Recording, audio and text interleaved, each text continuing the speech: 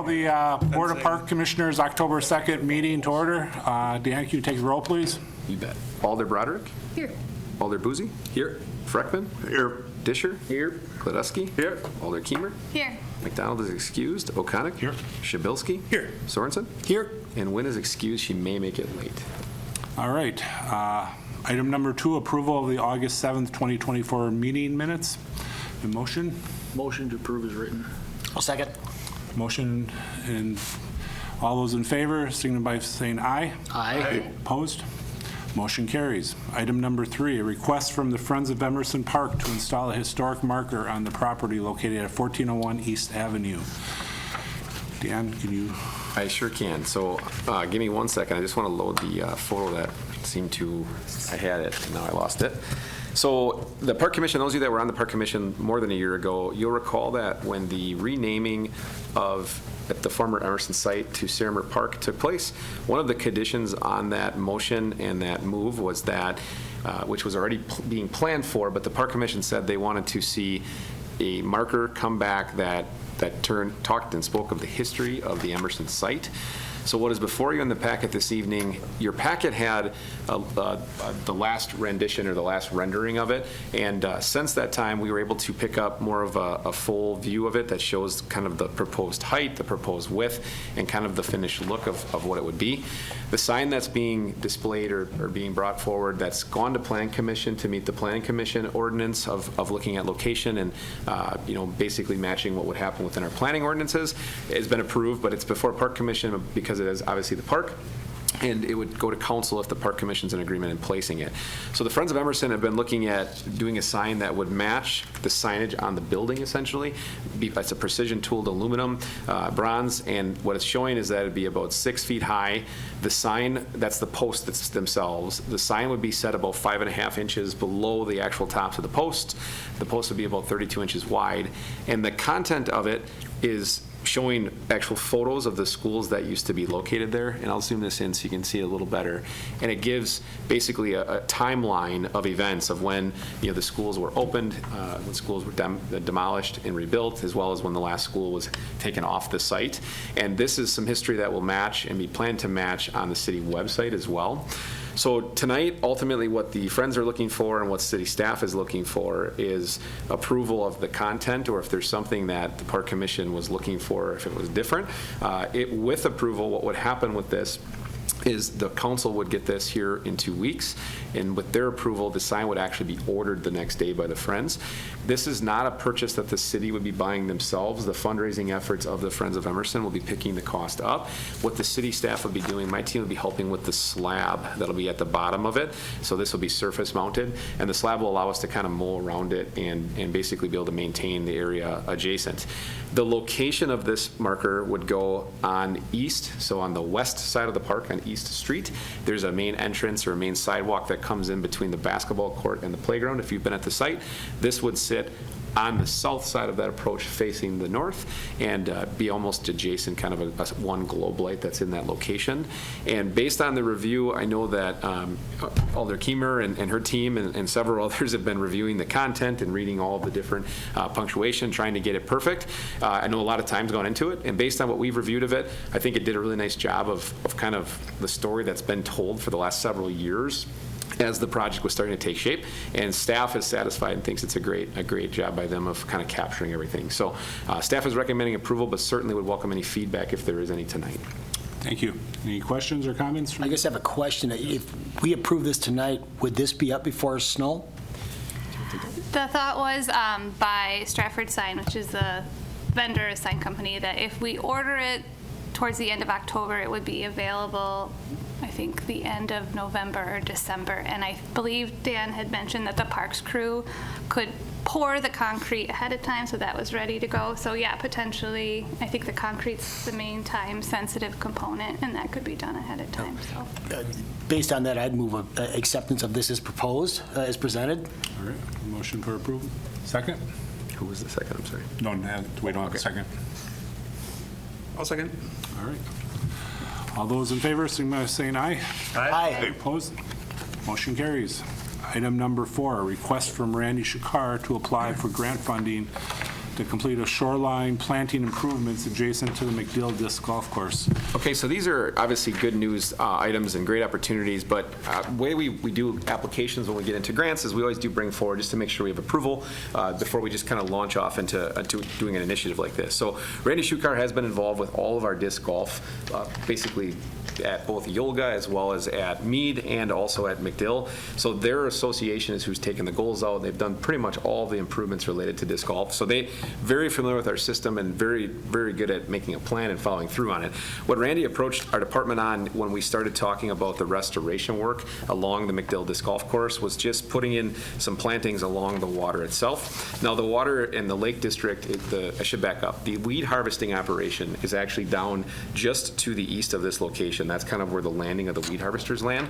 So the first thing we did was speak with Krista Olson and just say, hey, what are your thoughts? We didn't want to do something that would conflict, and they had no objections to it. So what's before you tonight is basically asking for authority that I can sign that application on behalf of the Disc Golf Association that would be doing the application. If the grant comes through, which we are pretty confident in conversations with the Portage County that we're making the application with the grant, that we probably will get it, then Randy and his team would actually perform the planning and the maintenance on it, very similar to how we work with them on maintenance inside the park itself. So I see it as a good news item. We are relaying out one of the disc golf holes that'll be pretty close to this. So as people are using the disc golf course too, one of their tee boxes will be just to the north of it, so they'll get to see it as well.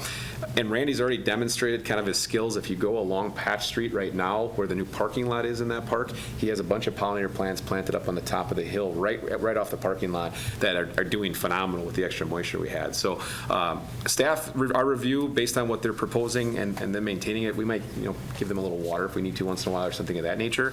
But we believe this is a great kind of continuation of the pollinator areas we've been adding, and we recommend approval of submitting the grant and then moving forward with the planting if the money does come through. All right, thank you. Questions? I move to approve. I'll second. All right, we have a motion for approval and second. All those in favor, say aye. Aye. Opposed?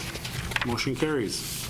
Item number 5, Director's Report. We're moving right along here. Okay. The Director's Report, there's a couple big items that I wanted to update the Park Commission on, just so that you all know, why things haven't maybe come back to the Commission to discuss. So first couple items are Seramur Park's ribbon cutting. Awesome day. Can't speak highly enough for the Friends of Emerson, Ginger and her team, and all of the things that came together on that project. There were several of you that were able to make it that day. I think we probably had 75 or more people that did come. Great opportunity to thank the Seramur family and all the donors. So really a culmination aside from this marker that was approved tonight. So really a great park setting. Really fun to see all the families that were there. And again, wanted to thank the Park Commission for all of your support on that project. Certainly the Friends of Emerson, and that's been about a 5-year journey since I've gotten hired just on the Park Commission side of things. So kudos to all of you too for seeing that project through. Once we get the marker in, now we'll just be maintaining that site as we go forward. So on the Groholski construction, I do want to share also that the solar charger station is up and running. So we've actually had a couple Teslas in there that we're charging even before we've announced that the park is open. That's a good problem to have, I suppose. And the solar is working on the structure. We are planning to take a picture at that park with Judy Groholski and then announce to the public with the family's photo saying, hey, the park is open. In that location, because it was public money that went into it, we don't have necessarily donors where we're doing a huge recognition. And if you recall, we did do a very large recognition with Judy and her family, and we invited the whole community when we took the property. So again, I'll let the Park Commission know when we do schedule that photo in case you'd like to come out. But we hope the grass is pretty much established. It's got to be mowed 2 more times before we'll actually open it officially. People are certainly already in there, and we're not going to kick them out. But my anticipation right now is probably over the next 10 days or so, we'll get Judy and her family, and then we'll invite the Park Commission, take a photo, and say, hey, this park is now open too. We did just get the monitoring for both solar up and running, so I'll be able to now actually log in and see what we're doing and what we're gaining back on the solar energy. So look forward to giving some reports to the Park Commission too on some of those items as well as we go forward. On the KB Willett project, we just received final occupancy, so that project is also basically done in terms of actual heavy lifting and permitting. We have a couple small things on the roof that have to be touched up with, basically things where they cut into the rubber membrane to put in something like a roof drain. They have to patch some of that up here as we're heading to winter. Other than that, the first package of all of the fundraising and everything that's been approved thus far is going to be officially done. We have full occupancy. All teams are using it. As you recall, the capital budget for next year currently includes looking at the press box and making that match the new facade of the KB Willett Arena. that has made the first review by finance. This month, they'll be looking at that again if the council approves it. The final kind of cherry on top of that whole project will be matching the 1980 press box to match the new facade too, and taking care of that roof that we've been receiving complaints about for many, many years. So that's the only thing we have left really on the Willett project. And then on Minnesota Avenue, you'll see the archway. There will be some sign placards that go up there too. We have not designed yet because donors have slowly trickled in here yet too, so we're going to be finishing it. We couldn't keep pace with Emerson, how quickly that side came together on that side, but that's the only other remaining thing on that side. Master planning processes, this is what I was referencing in relation to why hasn't something come back yet. So both parks, both Goerke and Zenoff, really hinge on some, basically a couple big users. So starting with Zenoff, in order to really lay things out differently there, we do want to know and determine as staff here if the Moose Lodge has any sort of interest in collaboration about their parking lot as well as kind of their property. I will tell you that we've met with them and had a conversation in principle. SPSA is part of those conversations too, and we're about to have the second kind of follow-up to find out where they're really at. It was a good conversation, and certainly a couple different elements were talked about. We are just planning long-term, but once we know where they're at in terms of, being our neighbor and the property being completely adjoined, that'll lead to kind of the follow-up then of, could another field fit there one day if it could be fundraised for and all of those type of things. So Zenoff is basically in a spot where we know what would be required to make a field fit if it was ever going to be constructed, and maybe even a second field or something like that, but we are waiting to kind of get that final feedback from, what that would entail. Once we have that information, certainly we have to go to the community yet too, and we'll be talking to user groups to get that all buttoned up and together, but that's going to take months if I'm being honest with you, so it might first be into the spring potentially that the Park Commission would probably get something to look at after we've gauged more of the user groups, we've talked with the neighbors, and then we've also had community input on it too.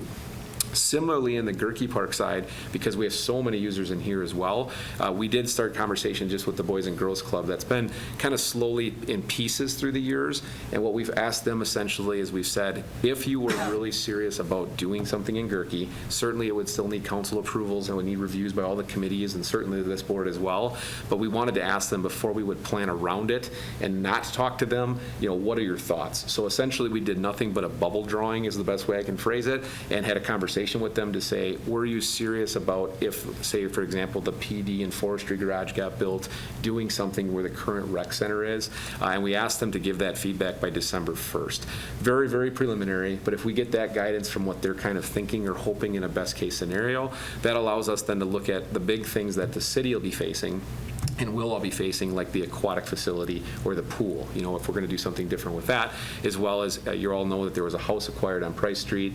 We also have looked at different things like the Parker building, the outdoor hockey rink, overflow parking, all of the elements that are around the stadium. So really what we're doing on the Goerke side right now as staff is having some of those preliminary conversations with what I would call the biggest organization in the actual park other than the school district. We certainly need to talk to the school district too, and then we'll take a bubble drawing more to something for feedback from our community as well as this board too. So again, at any time if there's questions from the commission, please let me know, but I'll probably first be bringing something back when we do get some public feedback and we've had enough preliminary conversations with the biggest user groups.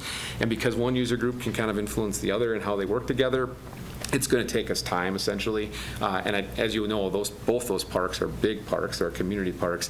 We're talking about years and years and years and years of the planning here that'll take many years to accomplish too. So our intention right now is to go slow as we're working internally as staff so that when we do get to the finished product, hopefully sometime in 25, we all feel pretty good about it. We know what we're getting into. So, and again, I can tell you, even having preliminary conversations on this, sometimes the conversations spread with other users before we can even get there. Not a bad thing, but we're trying to be intentional too about, hey, these things are preliminary. We have to talk to this group yet, that group yet, and bring them all together. And it's certainly a big exercise. So if you do get any questions along the way, by all means, please come give me a call, or you can stop in or refer people to me. And I do hope to make sure we get this back to Park Commission. We certainly need public input for these master plan processes. We always do, whether it be public input meetings and surveys or a blend of the two. All of that will be on the docket as we head into 2025. Couple other updates moving forward here. The Plover River Crossing is our next big project that's got the green light already, and funding has been taken care of essentially. So where we're at in that process is we just reached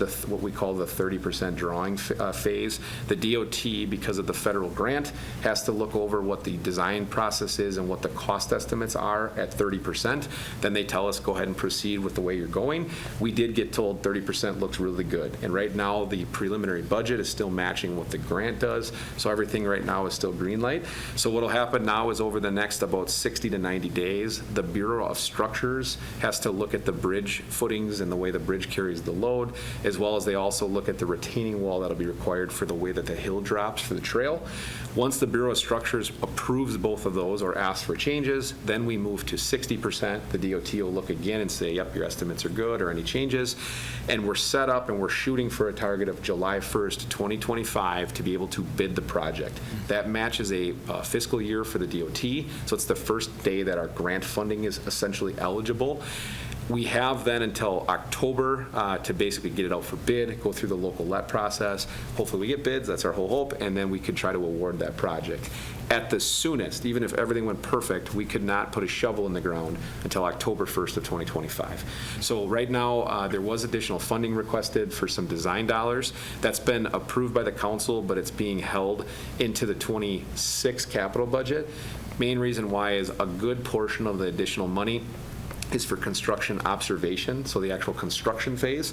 So rather than borrowing the money, our comptroller said in 25 and not spending it, their intention is basically project can move forward, even if we end up in, let's say, a few week range where the money was needed in 25, the borrowing could happen in 26, but the city's reserves and things could kind of float that. So everything is moving forward according to plan.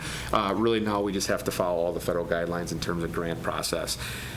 One last piece on that, let's say we hit the ground running October 1st, 25, it will be a long construction phase just because there is some environmentally sensitive animals that are down in that area as well as areas. So some of the construction to match the DNR standards, we have to follow certain seasons. So we'll do some things in the winter and then have to pause until potentially the next winter to finish it. So it will be a very involved project, even though it's not incredibly long for length. It's a little over a third of a mile. When you're the bridge size, the way the bridge gets set, and then all of the helical piles and things for the boardwalk it'll be a very interesting project as we get into it. So I will continue to give you updates as we go, but that is going to be basically probably the primary focal point for me from a construction and contractual process is trying to manage that to completion and get that started next year. And we also do have to put the sign at the Peters Family Park, which will be on the east side. We've not placed that yet. We intend to build that sign over the winter, and then we'll put that up. I know a lot of folks know the city bought it, but I don't think they realize it's a park, so the sign will kind of culminate that too as we get a little closer. Lastly, just another good news item, we did have the arborist position open when Paul Zeman was promoted, and we were lucky enough to recruit Jacob Sutherland, who was actually with First Choice as their lead arborist for the last several years. Jacob started with us it's almost a month ago already, so we're back to full staff, which is great. So we're in the midst of tree planting season right now, so you'll see the crew out in the street a lot putting in. We're about 150 trees right now that we're working through. Actually, tomorrow we have a planting over by Ellis Construction of about 20 spruce trees that are going to be going into. So otherwise, we do owe a full pool report, which will come. We'll always do that in the fall. If that doesn't happen in November, which I hope it will, it'll certainly be before the end of the year. We'll also be looking at fees and charges for the department here as we head towards the end of the year too. So a couple big items that the Park Commission will be overlooking. And the pool, I will tell you, is not going to be all good news. We're over 60 years old, so we are working through a leak that we hope we can repair, and we're doing some troubleshooting. So in addition to kind of the usage report, we'll be talking to you about, again, it's really a planning. It fits into the Goerke master planning, but what are we wanting to do long term? The pool was the leading element. We've got feedback in the surveys for a corp about replacement, but pools typically have morphed into splash pads and aquatic centers. So I'll be definitely asking for direction from this commission as well as council here as we look over the next 12, 18 months about what are we going to do and how are we going to do it. So I see them as opportunities, not challenges. We got a really great life out of the pool we have. Hopefully we can still do some fixes and keep it for a few years, but we are reaching a point that costs are going to be really significant if we don't do something or make our plan for the long term. So with that, I guess any questions, that's all I have for the group tonight. I have one question about the Seramur Park ribbon cutting. There was a great video, Alder Keeper, that you sent out to a number of folks. Is that on the website yet? Yes. Yeah, and that was actually done by Sarah with the community Right. media department. She did a really lovely job. So yeah, I believe, I'm not sure, do you know where is it posted? So currently right now it's in the news announcements on Okay. the homepage, but it will go likely with the history page when we put everything up, because it did culminate, kind of the whole day. And we Yeah. are lucky. Sarah is tremendously talented, and she's been doing that for the last couple big events we've had. Yeah. So. It captured that day about as well as anybody could ever expect if you were there, so it was well done. Very good. Ginger's got a future in speech giving, I'll tell you that. It was really well done. I've got one to write so. Sound very All right. Midwestern. Yeah. Well, thank you very much. All right. Item number 6, adjournment. Motion to adjourn? Second. All right, thank you. See you next month, everybody.